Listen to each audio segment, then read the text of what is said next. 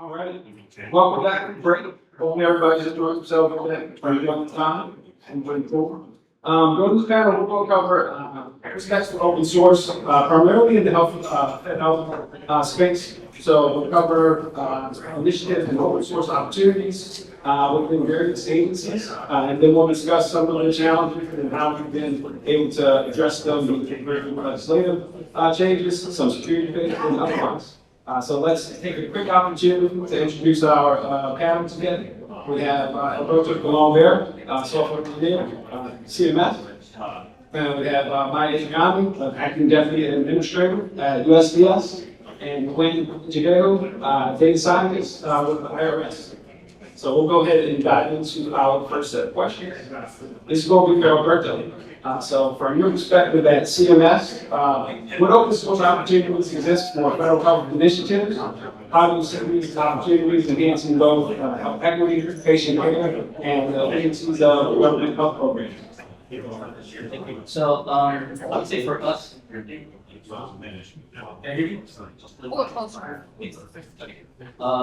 I mean, for us, open source would be very important. Like, we have an ecosystem of APIs, products that we wouldn't be able to create if it wasn't because of open source.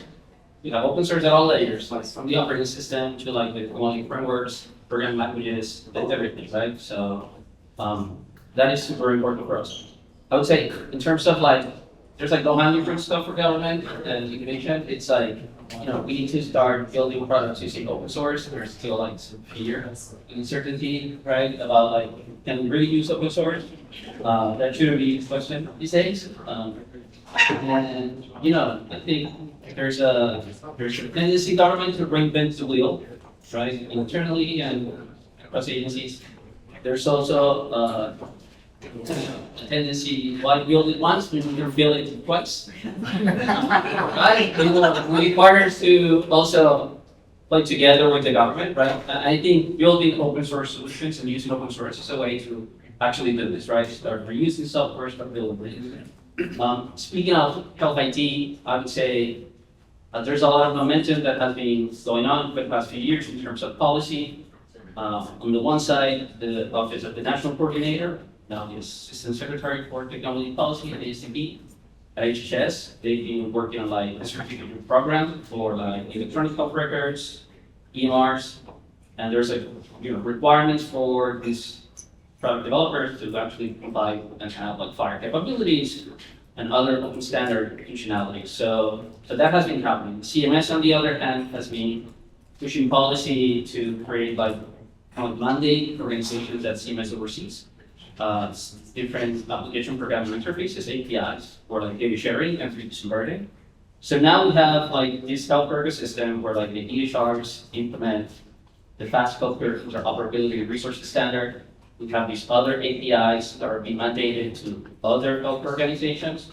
So I think there's an opportunity for open source tools to be kind of like the glue and the plumbing to connect all these systems, be able to get your data as a patient, right? And be able to improve patient care and doctor coordination. That's different here. No, that's awesome, and I'm really glad you brought up like the interoperability. So can you speak a little bit more broadly on interoperability between healthcare systems and federal databases as you're kind of trying to bridge the gap, leveraging open source and interoperability and some of the changes that are coming from what was open standards? Yeah, so at CMS we have, like 20 systems for those of you here in the room that work at CMS. You can see that all these diagrams, all the systems, all these databases, IDR, CCW, all these things. Right now, a way to get access to these databases in like using standard that's open and using like interfaces that everyone can reuse and interact with, it's through the APIs we've been building. I think like open source and open standards pair pretty well, right? So I think FHIR, I don't think we should build everything through FHIR, right? We're like implementing FHIR, that's a different conversation as a standard. But there's like clear opportunities where like using an open standard and building open source tools, like it's the right way to basically like bring these tools to the rest of the healthcare ecosystem, right? So we're doing this at CMS. We have like different APIs that are catering different types of users, direct providers at point of care, for example, data point of care. We have the Blue API, which is an API for application developers, right? And patient can like using like their username and password to log into Medicare.gov, basically enable sharing their data with your doctor, with your EHR, for research purposes, right? To make that like certain chronic conditions. So there's all these opportunities. And then we have another APIs that are trying to improve the way partial plans and medications are handled, right? So like your data with partial plans, for plans. And one of the most exciting, I mean, all of them are exciting. So all of you in the room that we're gonna, you know, one of our APIs is the beneficiary claims data API, which is not very big, but it's an API that targets like value-based care models, right? So it's going to help the patients that are most vulnerable, that are participating in programs that, you know, are critical for their health and safety. And we allow doctors or provider groups to access their patients' data, get this big picture of their healthcare, and basically be able to do like very targeted coordination of healthcare, so improve it. So That's awesome. Thank you. This one is for Mike. What were some of the key takeaways from past open source projects you've overseen at USDS? And how will these lessons learned shape the future of health initiatives, especially when improving access to public data and health data? Absolutely. The wall of microphones. So as mentioned, I work at the US Digital Service, and a really quick 2 sentences on what we do is we are a federal group that works across about a dozen federal agencies to improve service delivery and federal services through technology and design. And I mentioned that to say that our mission is to improve service delivery. And sometimes that means technology solutions and tech-heavy open source tooling and infrastructure. And sometimes that means building a plain language form and making that open source, because that is actually what is going to help the most people improve service delivery and improve access for the most people. I'll call out 3 recent examples, recent as in they're within the last 4 years, not that recent, but recent in government terms, and a couple of the learnings from each of them. So the first is around, a lot of the work that we do is helping shift how the government thinks about technology and implementing best engineering practices in the technology organizations that we're working with. And that really is a culture shift in a lot of places. And so we were most recently we've been working with the Department of Education. I'll also call out that a lot of my examples are not health specific. I will leave that to some of our health experts, but just to give you a sense of the types of open source that we have done. So we've been working with the Department of Education to improve the FAFSA form. And so those of you who might have been following the news, it has been a pretty challenging modernization project. And recently, in working with the thousands of schools that rely on the FAFSA applications to actually package aid for students, we learned that one of the most helpful, very lightweight tools that we could provide was very simple validation tools that schools could actually upload in these applications in a much more streamlined way. And so something that we worked alongside the Department of Education, helped build out their own Department of Ed GitHub repo, posted that tool in there, and by building it alongside the agency, and I think we'll speak to this later on sustainability of open source projects, it's been a cultural shift in bringing the agency partners along for the journey of open source, bringing in the comms folks when needed, bringing in the relevant vendors and schools and users when needed. And so that's been part of it. The key learning is just about open source. When you're bringing open source to the agency, you are ultimately starting to shift how any entity thinks about software delivery. The next example I want to speak to is one that was a focus of ours last year in 2023 after the public health emergency unwinding, in which a number of our folks went out to about a dozen states to focus on Medicaid enrollment. So a lot of folks were no longer enrolled in Medicaid because a bunch of waivers had expired for public health and state jobs. So I'm speaking to a room that I think knows a lot about this.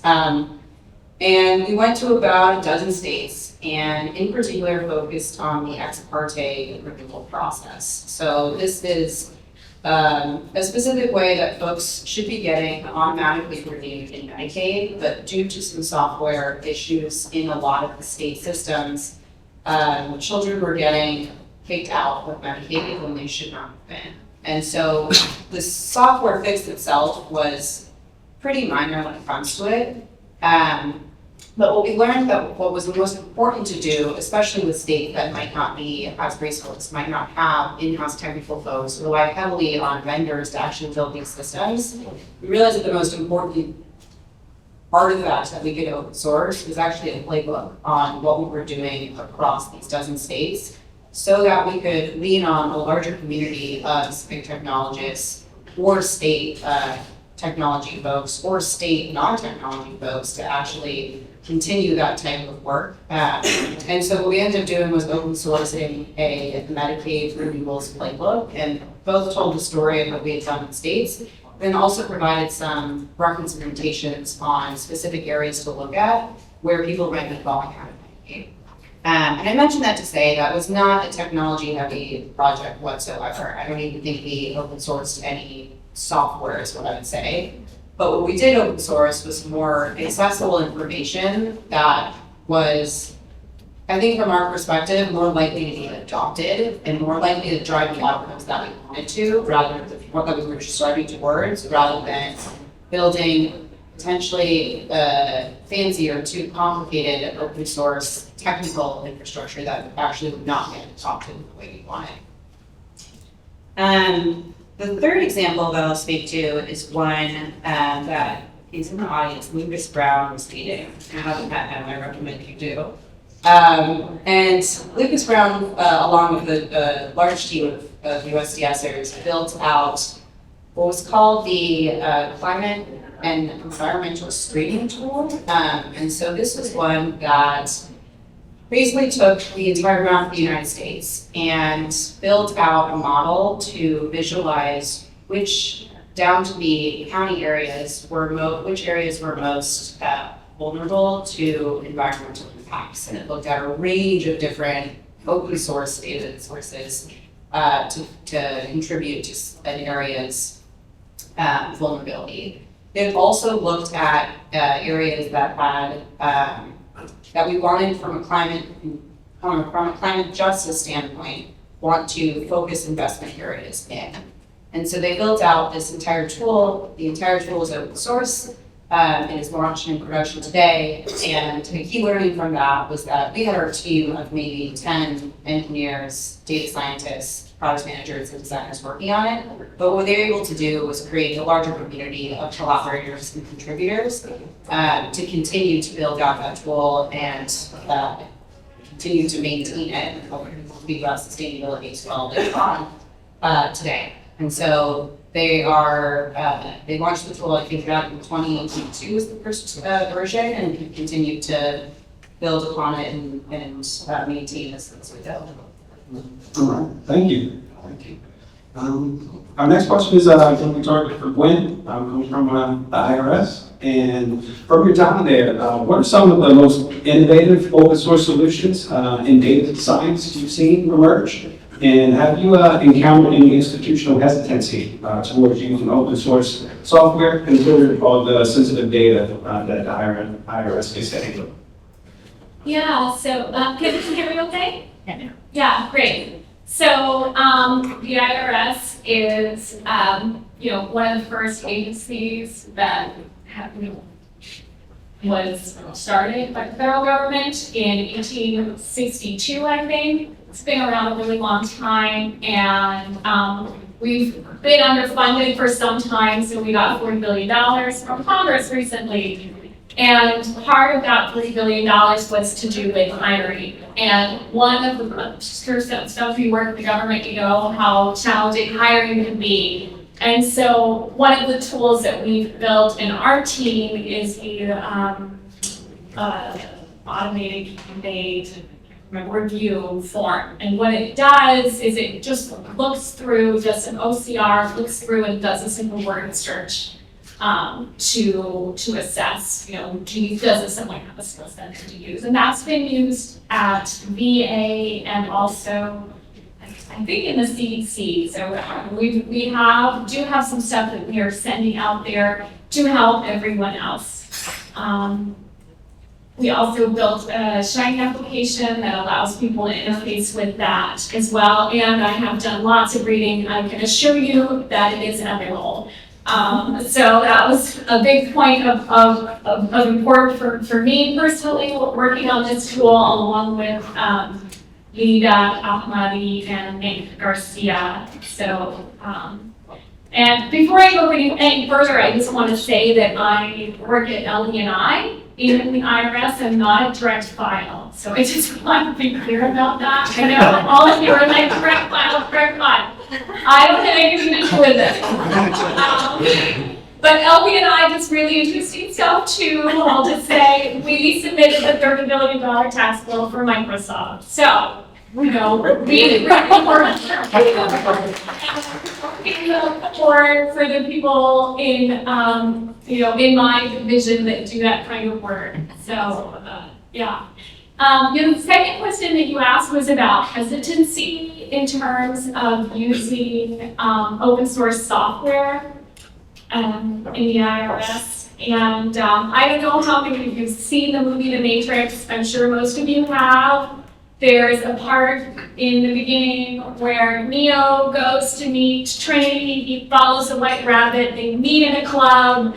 And he says, "You're the Trinity that cracked the IRS debased." So, I thought they were the good guys. No, they're the bad guys, right? And we have to be extremely careful with our data. I'll just add that he also says, "I thought you were a guy." Of course she isn't. But anyway, right. So there is a lot of hesitancy in the IRS in terms of our data and trying to keep it safe and protecting it. One of the issues that we had really recently was with a contractor who released some of the tax forms for some very wealthy people. You may have heard about it. He is now in jail. And so there's recently been kind of a shift in policies, and that has made things much more challenging for us as a department or as an agency. And we are working through those issues. The other thing that I think makes this whole process extremely challenging is that I don't think really that, and this is just my personal opinion, that IT has a sense of what we need to do. I don't think that they communicate very clearly, or they ask enough questions, and one of the reasons I think that is because I work with an IT refugee who has left because he was a little disappointed with working there, and he wanted to join a different division. And so he, has told me that that's his sense as well. That IT doesn't really have a sense of what our work is. And so there isn't that kind of communication, and there's a little bit more siloing. And so we're, trying to work through all those issues. I'm not sure, I think the $40 billion has made it easier because we've been able to hire people, and there's more communication going on. But part of the work that I'm doing there is really trying to, find a community and a group of people to work together to really, to address it, so. No, that's awesome. I do have a follow-up question in regards to that, and you can start, but it's definitely open up for the whole group. As you were talking about, there has been an investment in resources to move into with digital modernization in initiative space, but it sounds like you still need like those internal champions. So what are the steps that are each of these agencies going through to identify internal champions and advocates within the government space that can foster a culture of contributions to open source? and what is the support that's needed by individuals who want to contribute to this and being able to connect the dots where I want to contribute to this, but I also have a project, I have my day-to-day work, and creating space for folks to kind of dive into some of these initiatives. Right. That's a great question, and I'm very lucky. I have a really supportive management chain. They're, really wonderful. I do have one person above me that wasn't as technical. I report directly to them, and they really didn't understand the issue.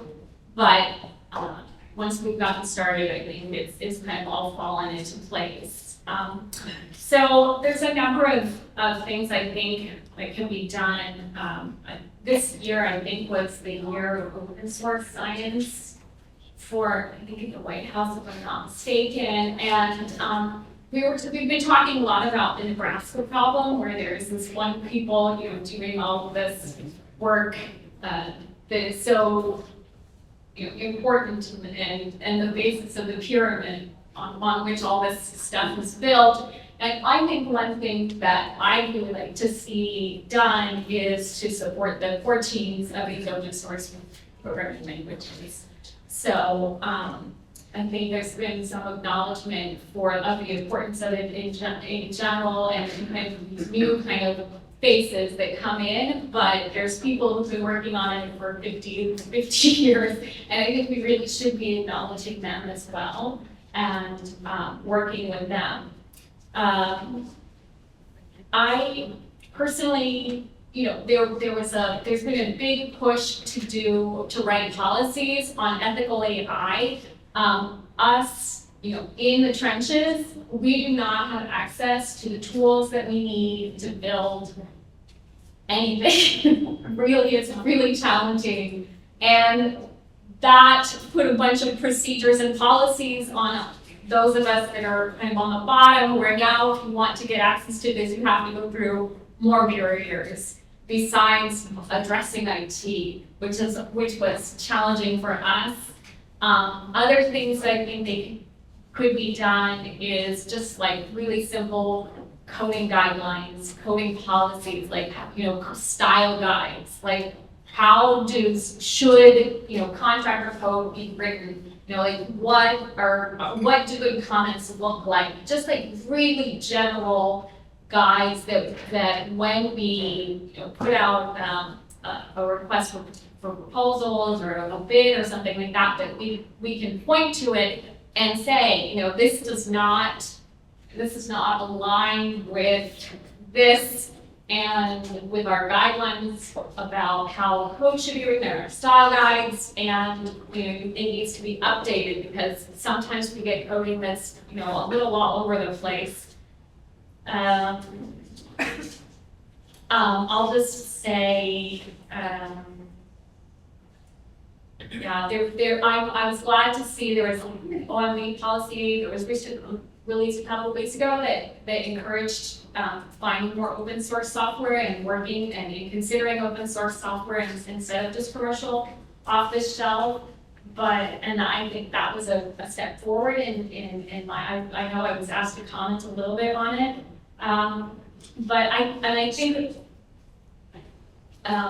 conferences and summits like this where we connect with other people who are working on similar issues is also really beneficial. I want to make sure that I get an opportunity to get mine. Oh, sorry. Just for clear on just the idea of fostering the culture of contribution and being able to identify those internal champions. I think it's very important. There's probably a culture that's more than likely there at USDS and CMS, and if you wanted to just kind of speak to it.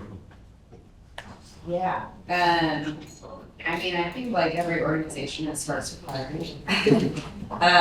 One of our values at USDS is to hire and empower great people. And it's the value, I think, that everything starts with. It's the type of people you bring into your organization and the types of skills that you support and reward. I think a lot of incentive structures are going to shape a lot of what the organization is like.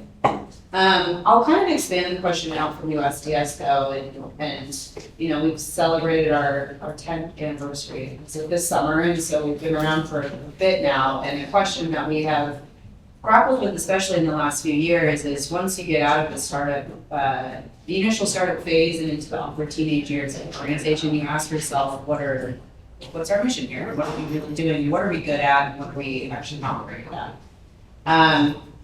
And one shift that we've found successful in our organization, and I spoke to it on sustainability of open source, but I would kind of expand it out to be sustainability of this like modern technology culture that we've been speaking to, is helping hire in and build and empower technical teams at agencies. And so the VA was our, I'd say, earliest example of helping to seed and start the flywheel of a technical team at an agency. They now have their office with the CTO there. It's over 100 people large, and empowered and very mission-oriented team.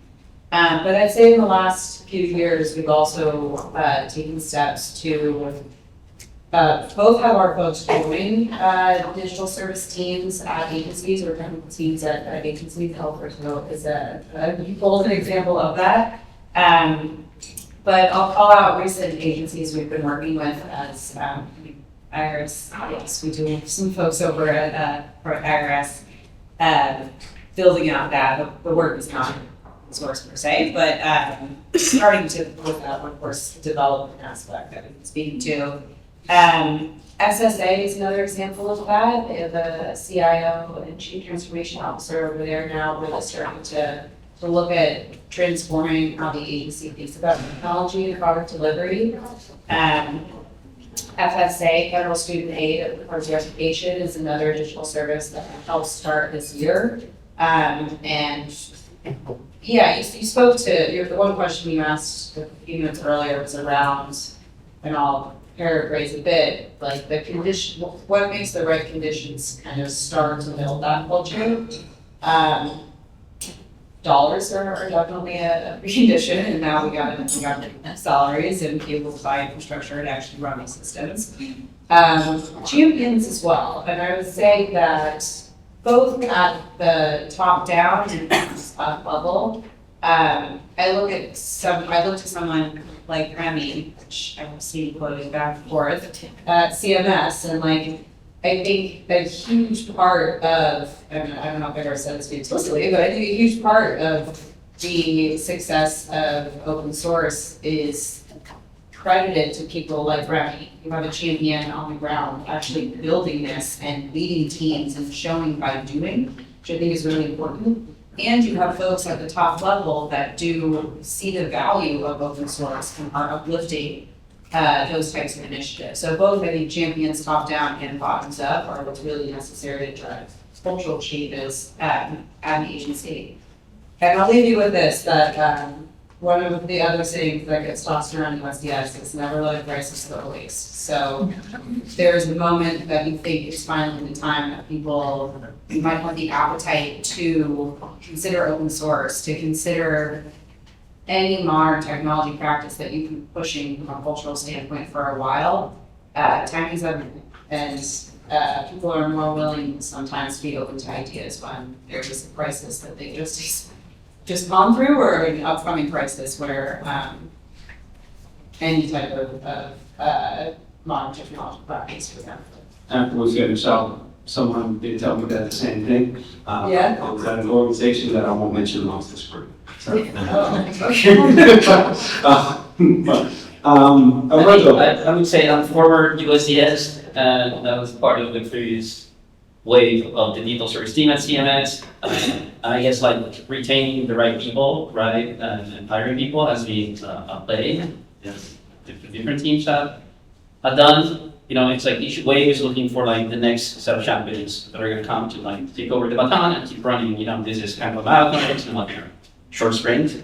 I would say I think there's a big call out and shout out to the open source program office at CMS, because I think this is like what maturity looks like for us at CMS. There's been like a bunch of people working, I think Lucas mentioned the public training program, and we built an API. There's different teams and waves of people that came, started doing the work. Some of us stayed, right? Others left. But we've been thinking about there's like disconnected groups. There's like this internal network, subterranean network of people connected, doing the good fight. But I think the Open Source Program Office now has been a way to put a very concrete structure to those folks. And right now, two things that are really important, I think, on the OSPO. One is there's an advisory board that Andrea talked about. This is leaders and people that are empowered to make change, just being part of this board, being connected. It allows to scale connections, know what's the right team to talk to, foster collaboration, all those things. The board really empowers that. And there's this task force that we have that's basically folks doing the work right across the team. So it's the way to empower people at CMS to do this type of work right now is through the hospital. You find the right talent internally. If you want to empower this person, add them to the task force and then get loose and do the work. I think something I did in my USDS days and that we also do at CMS, it's fight the right champions. They're people that's been in the trenches for years. They'd be shouting out the great ideas that someone's now saying and they're paying attention to. And you just need to find those folks and put them in a position of power or in a team where they can actually deliver. And that's really important. I would say YOSPO's doing this, they're hiring USD Core Fellows, Coding Forward Fellows. But this is not unique to them. At CMS, this is kind of a broader practice. Many of us mentor Coding Forward Fellows. Many of us help hire USD Core Fellows.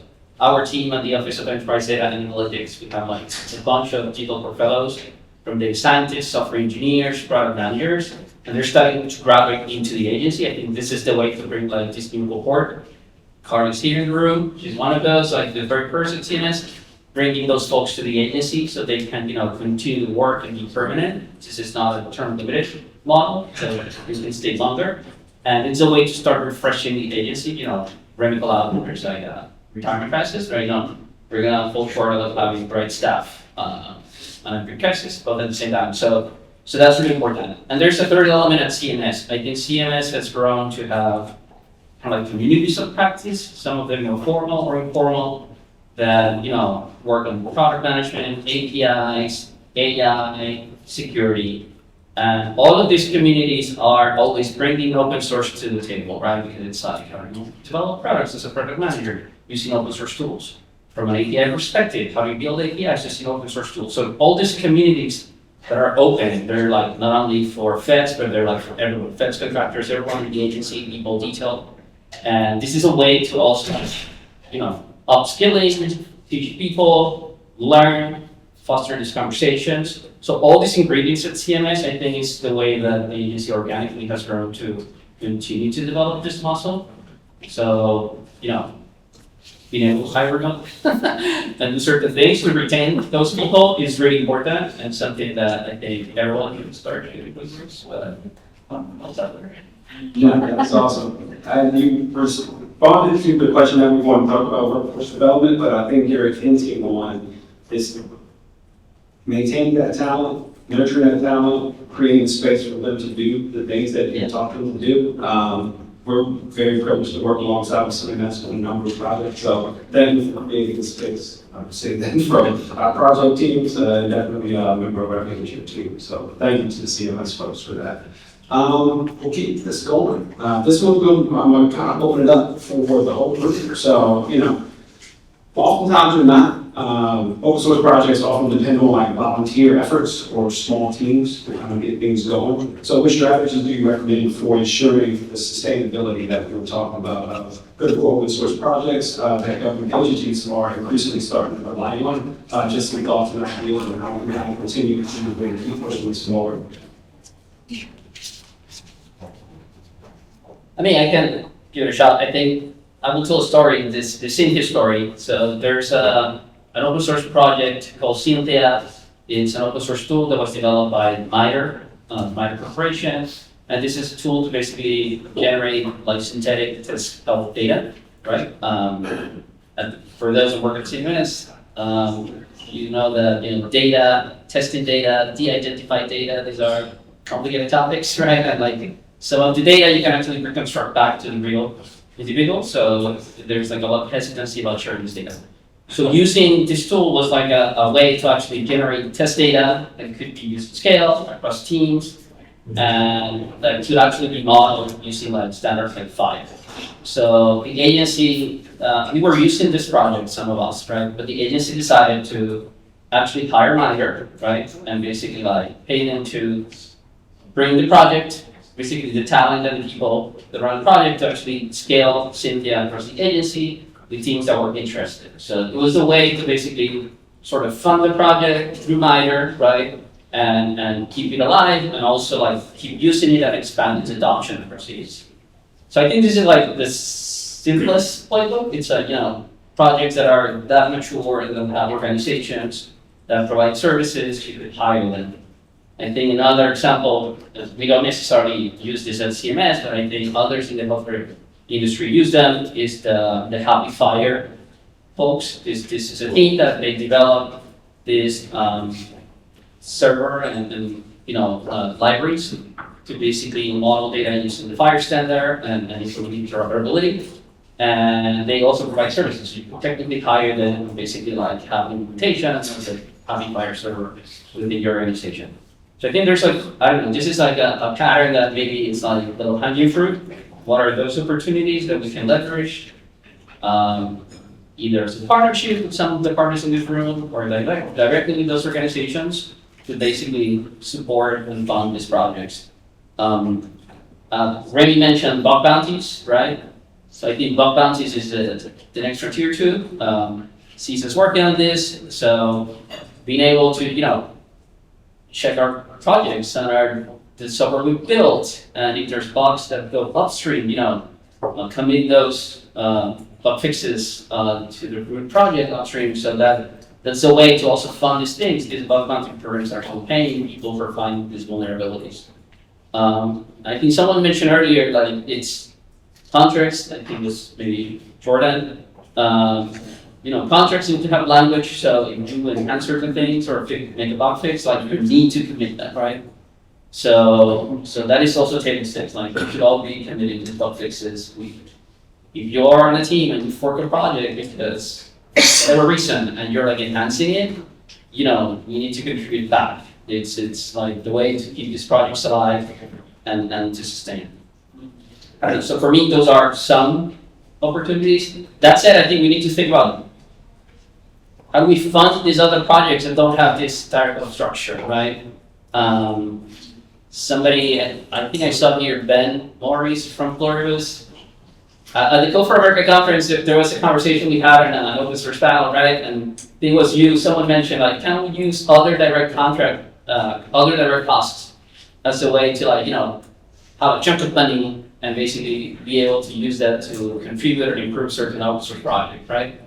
I don't know if we can do that, right, from a contracting perspective, but I think that's a very interesting question. It's a type of question we need to be asking, which is like, what are creative ways for us to use like the mechanisms we have for contracts, to procurement, to the way we provide services, and the government can pay for those services to actually support these projects when needed because we're using them, or I don't know, maybe an easy way could be to build plugins for projects, and you encapsulate your domain logic, and you release it as a plugin, and you support it directly the project. But how do we get closer to this root project, right, and then support them? So I don't have necessarily an answer, but I think we should all collectively keep thinking and exploring what are those opportunities to get there. Thank you.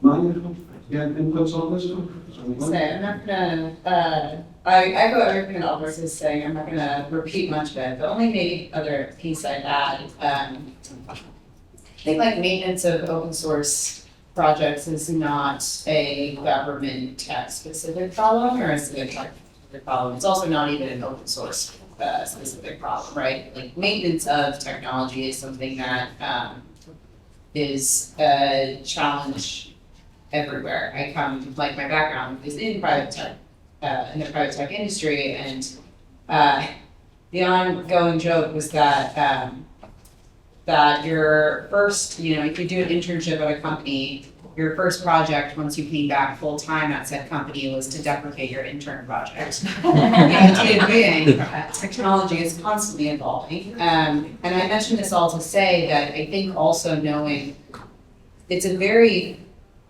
delicate skill to know when it's actually time to sunset a project. And I think the same applies to open source. And we sometimes, in relinquishing maintenance or ownership, open source projects can kind of wither in a way that hurts our movement in general, right? And so I know it's challenging to do, but I think also knowing when, both why maintenance is not occurring, but also when it might be time to deprecate or move off of the system is also a really important skill as you are pushing folks to consider open source.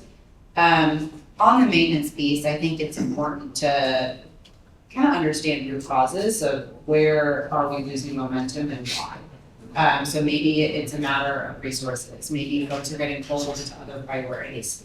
Maybe the project has kind of withered so far that it feels like we're at a point of no return. Maybe it's that we need to build out a more comprehensive community and more more critical mass community that pulls from a bunch of different sources. Could be companies, could be volunteers, could be nonprofits, could be government technologists, but building a wider diversity of communities so that even if one pillar were to fall out, we still have enough of a safety net of community to support that project. So those are maybe a few other things that I have to talk about. Was there anything said? Well, and what's on sustainability? Yeah, I think, one of the things that, I started with earlier, and then I'll bring up again, is hiring, is trying to find the right people who have the right skill sets to address sustainability in future iterations wherever it may be. And then another thing you really want to do carefully is interface with users so that you're very clear on what user requirements are and what user necessity is and what interface might be needed to be updated or any kind of interaction with the users. And then also is there funding available and what kind of skill sets do you need in order to continue to maintain things? And then of course, we may need to integrate it into some other bigger project, right? So that's part of the thoughts to that. All right. We're getting close to time, but I do have a couple rapid fire questions. So I will fire everybody and see if we have some inputs on this. So how can we leverage open source for more like widespread adoption? So we talked about growing our workforce and the necessities that are needed to kind of push that forward. But where can we branch into more widespread adoption within organizations, within the vendor community, within your support contractors? So really, not trying to put any boundaries on this, but where can we see more widespread adoption? I can start. I would say I used to work at the state level government before joining USDS and my federal tour. And I would say there's like a group of organizations that don't have like the resources that the federal government has and cannot hire like farmers to the people in the room.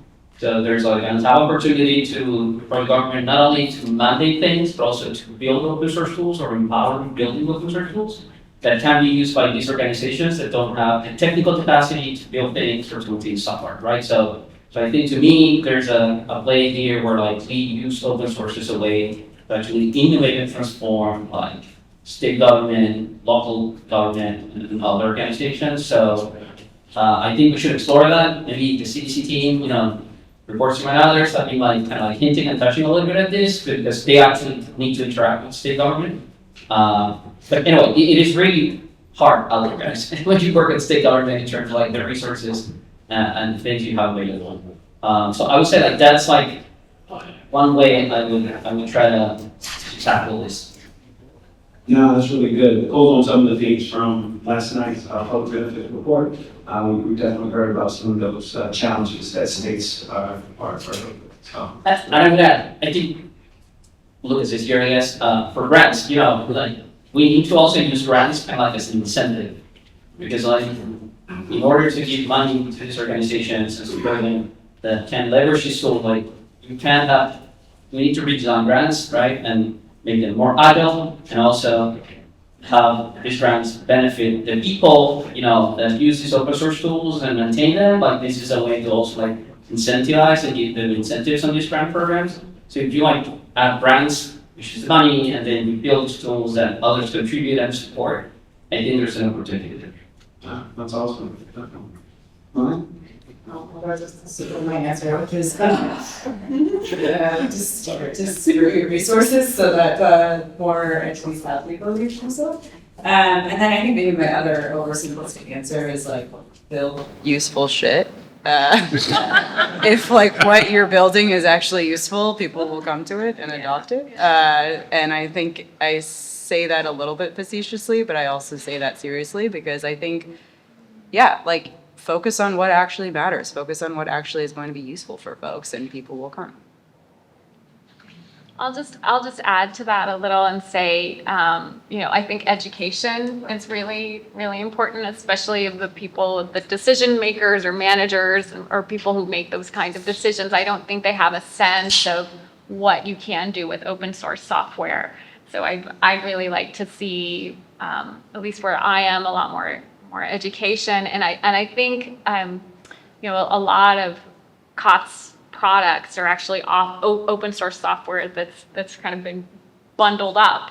And I don't know that, that there's a sense that is what's occurring. And not only that, but it also is, you can't just submit an issue on GitHub if it breaks, right? You have to go, there's no way to, interface with the developers. So I just think there's so much that could be done to increase adoption, and that's certainly one of the things that I'm hoping to do there with my time. No, that's good. That's good. A lot of good inputs. That kind of concludes like the questions that we had set up. I do want to make sure that we leave a little bit of time for Q&A with our groups. We have a pretty large crowd here, a lot of folks that might interact with you, so I'm going to go ahead and kind of get that started.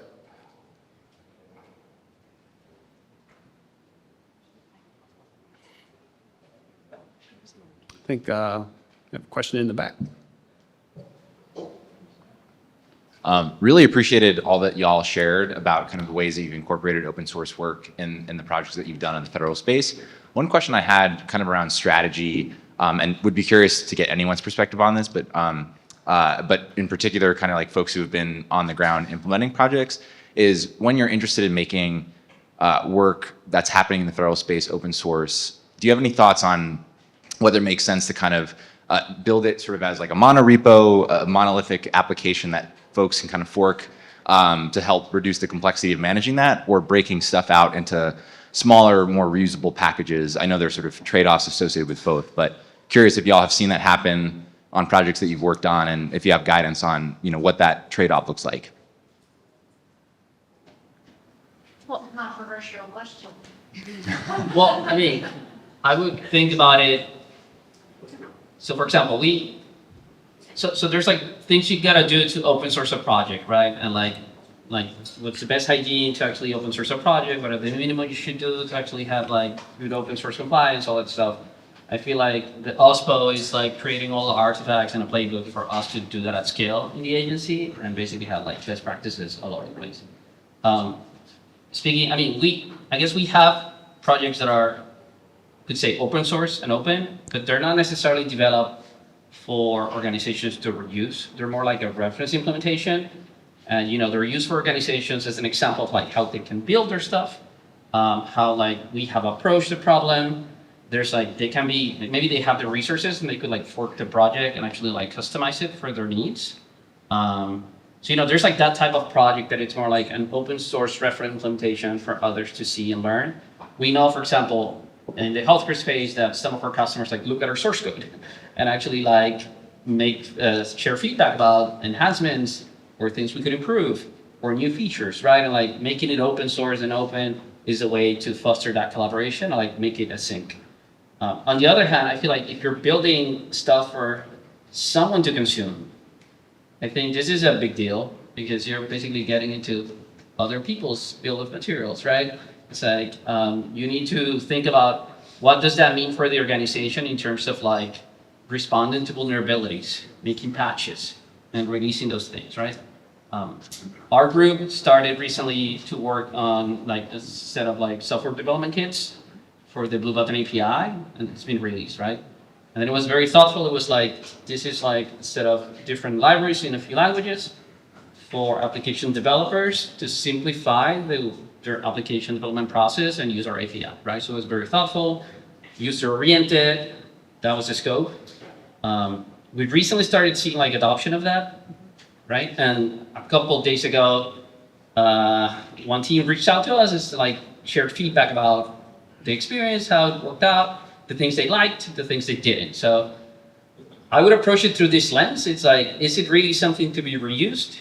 Is this really something just as an reference implementation?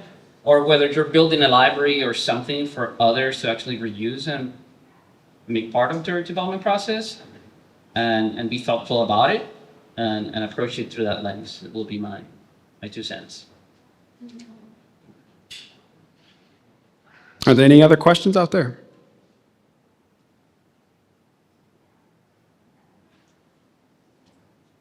You're all shy?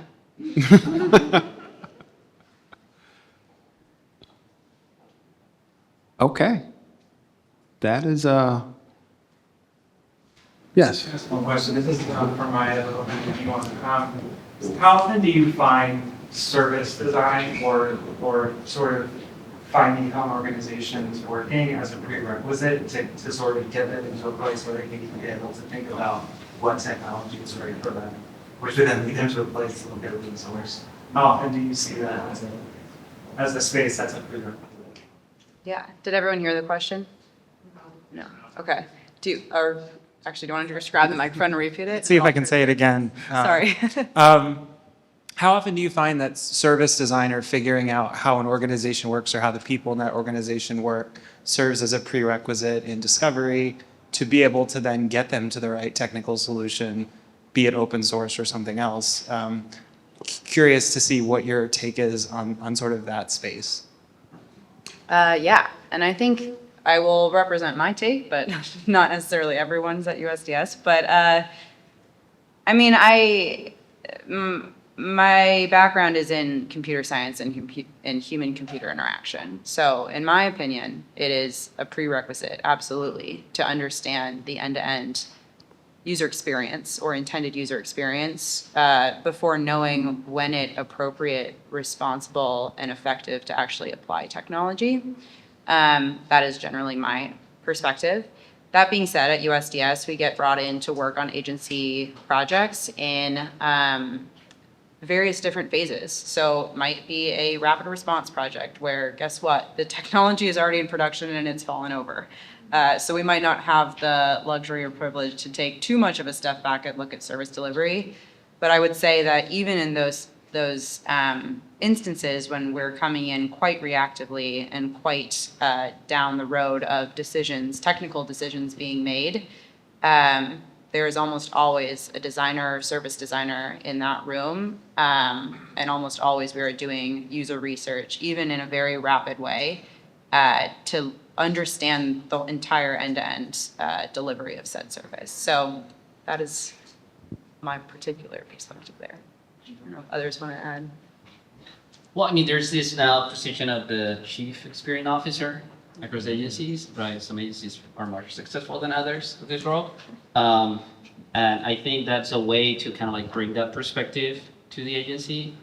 I mean, in the absence of that, or even if you have a chief experience officer, there's so much that one person, right, or a small team can do across like an agency as big as CMS. I think you should just, there's like the right partners within the federal government that will care about this, right, and partner with those. And on the other hand, if you're the government, you know, bring the right partners to the government so they can help you bring this perspective, right? I think it's very important for like software, something to like not suck, right? And work for users, you really need to take like a service-oriented perspective. You also need to kind of like develop this with like your engineering teams, right? You need to have like engineers that care about product, right? So they can actually bring this product lens and have this be like the way we'll work. If you have like, I don't know, if your engineering team is just like cares about the bits and bytes, I don't know that's going to be super successful in terms of like bringing that perspective. So having teams and bringing people with this type of expertise and empowering them, I think is a way to like keep hammering at this, learning, everyone learning like within the agency and the contracting team and working together.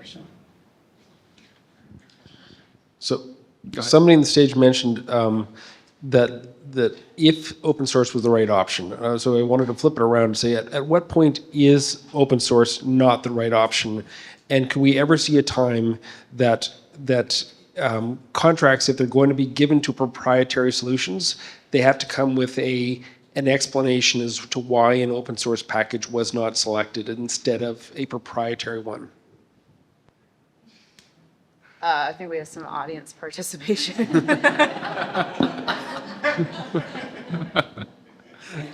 You're welcome to come on. So officially, M1621, the federal open source policy, states that there are 4 criteria where it is not appropriate to release something open source.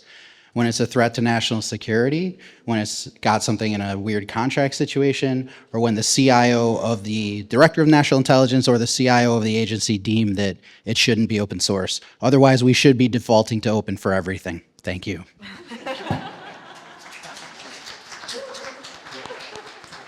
I mean, I would add to that, though, that, you know, you need to look into the projects we're using, right? Like there's like mature projects that are part of a foundation that, you know, have like a governance structure, you know, I mean, you know, these days, all of you following WordPress, you know, doesn't guarantee anything, but I guess what I'm trying to say is like, you know, it's not about grabbing any random project that has a license from GitHub. Like it needs to be like a thoughtful, you know, analysis of the teams about which libraries make sense, which frameworks make sense, right?